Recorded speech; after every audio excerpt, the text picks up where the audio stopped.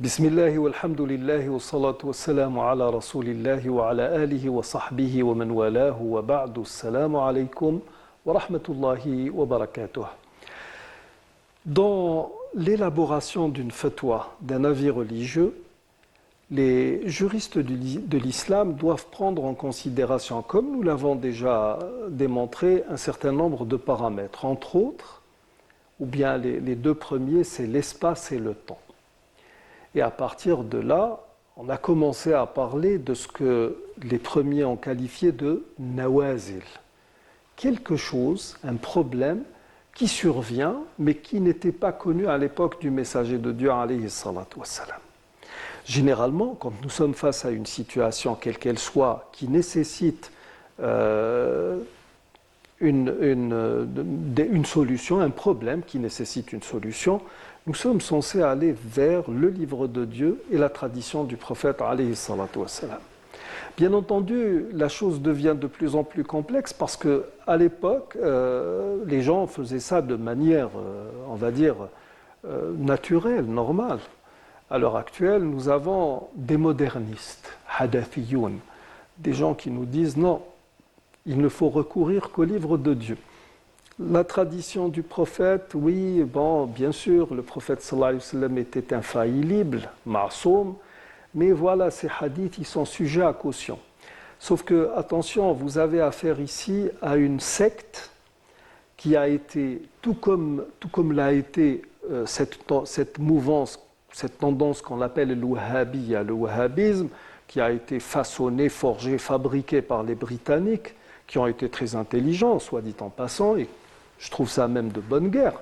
Des gens qui veulent détruire l'islam, qui ont tout tenté, ça n'a pas marché. Ensuite, ils se sont dit, mieux vaut imploser la religion musulmane de l'intérieur. Et c'est à partir de là que nous avons vu l'émergence de pseudo-savants qui ne voient dans la mise en pratique de la loi de Dieu que les peines.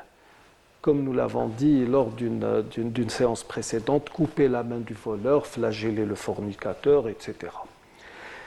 Et donc, quand nous avons affaire à ce que nous appelons donc nawazil, c'est toute l'équation juridique qui se met en branle, et puis il y a énormément de paramètres aussi que nous devons mettre, on va dire, sur la table. Ceci sans parler de certaines qualités liées à celui qui est en phase de réfléchir sur le problème qui se pose.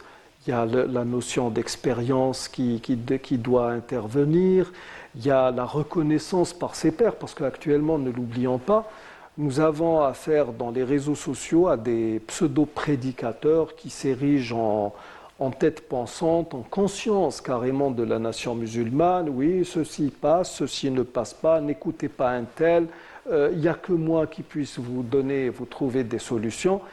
Et ces gens-là, quand vous discutez avec certaines personnes, ils vous disent « Mais attends, il a 20 millions de followers. » Mais attendez, la chose ne consiste pas à avoir énormément d'adeptes ou de gens qui vous suivent. À quoi tient la reconnaissance de vos pairs? Est-ce qu'il y a des gens que l'on puisse qualifier d'authentiques, d'intègres, de jouissant d'un savoir avéré qui vous ont mandaté pour donner des avis religieux? Il est là notre problème, parce que généralement, nos maîtres disaient c'est de la bouche des hommes que l'on prend cette science. Et quand on parle ici des hommes, nous parlons des hommes selon les critères du Coran. La première des choses est le fait que nous ayons affaire à des gens véridiques, à des gens qui soient conformes à l'esprit général de la religion, sur le plan spirituel, éthique et j'en passe.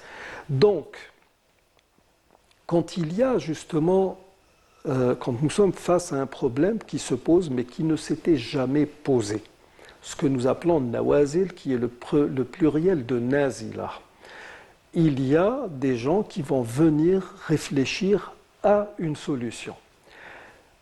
À un moment donné de l'histoire, dans chaque région, c'était soit un savant ou plusieurs savants qui réfléchissaient de concert sur le problème, ce qui donnait lieu à un consensus, ijma', mais qui était quand même assez restreint d'un point de vue purement géographique.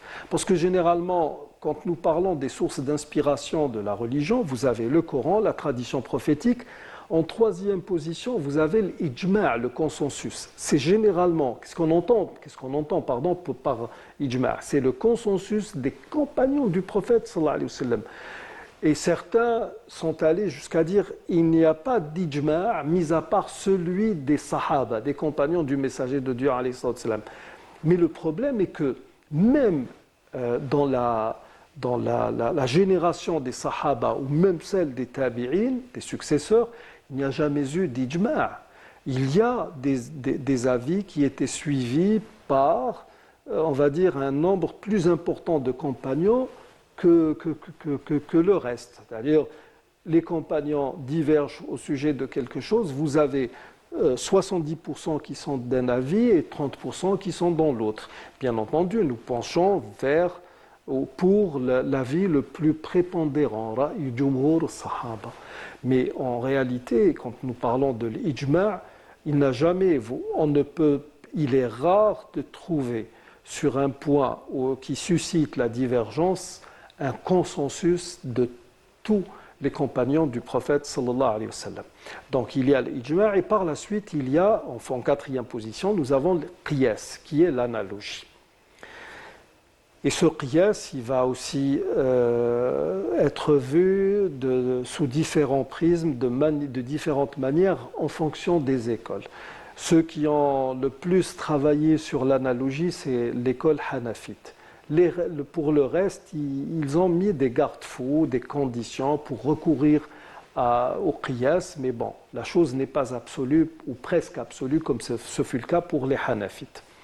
Donc, quand on a un problème qui se pose, on est censé aller justement vers ces différentes sources d'inspiration, à commencer par le Coran et la tradition prophétique. Si on ne trouve pas, on va prendre en considération tous les éléments de notre équation juridique, les faire travailler de concert et essayer de trouver un avis qui soit conforme à l'esprit général du Coran et de la tradition prophétique. Mais là encore, il y a énormément de problèmes qui peuvent se poser. À l'heure actuelle, nous sommes dans des sociétés où nous avons atteint une évolution ou même une révolution intellectuelle qui fait que les sciences se sont développées. Elles sont devenues tellement complexes qu'elles se sont pratiquement fragmentées, donnant naissance à une multitude de nouvelles disciplines, tout aussi pointues les unes que les autres.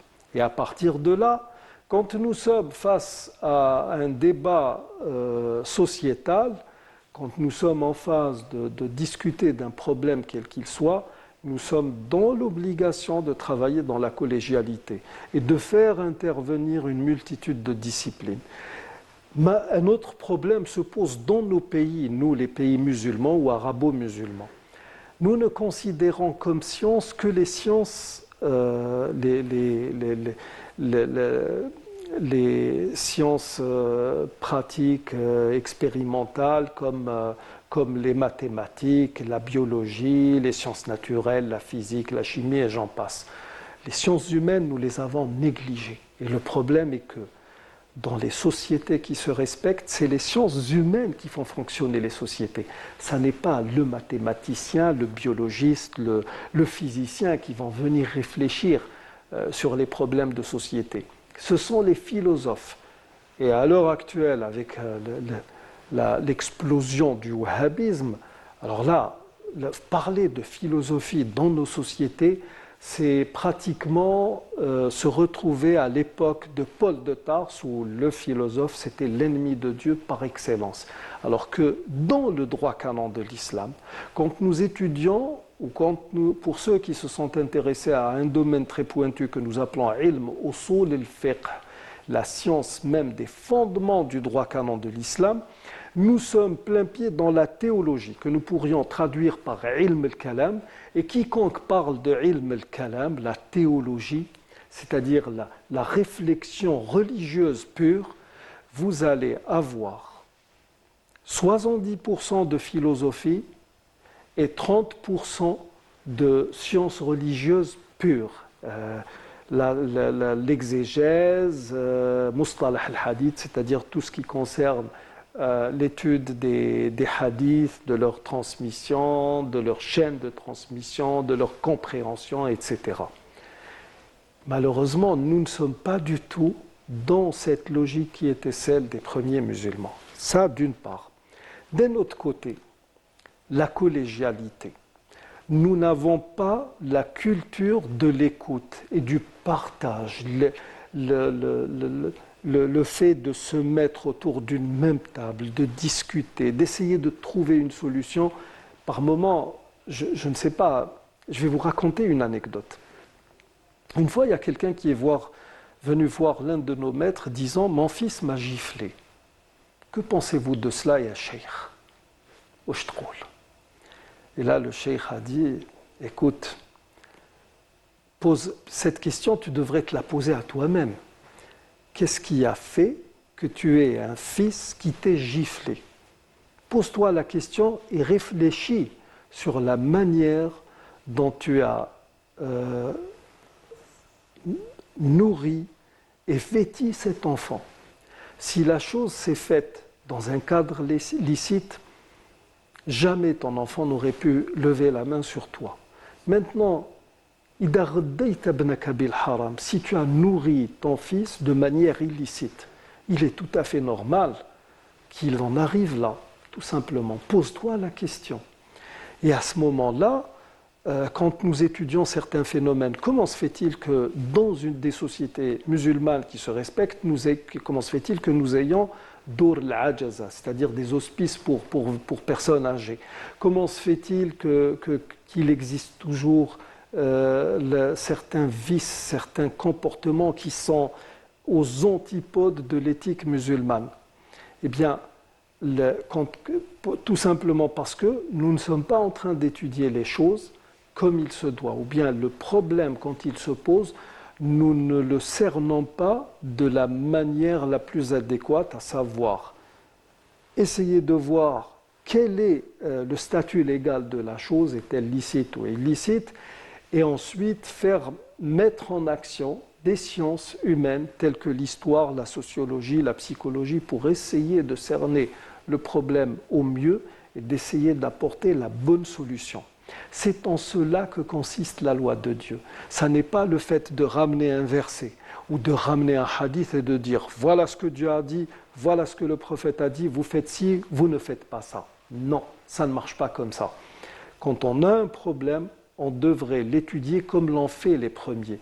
Et nous allons donner quelques exemples en focalisant sur une période charnière de notre histoire contemporaine qui a été la pandémie du coronavirus. Nous allons commencer par disséquer, par analyser comment les avis religieux ont été forgés, fabriqués, entre guillemets, ce qui nous donnera une idée du travail intellectuel qui a été fait par les penseurs musulmans pendant cette période du coronavirus. Nous arrivons au terme de cette émission. Je vous remercie d'y avoir prêté attention. Wassalamu alaikum wa rahmatullahi wa barakatuh.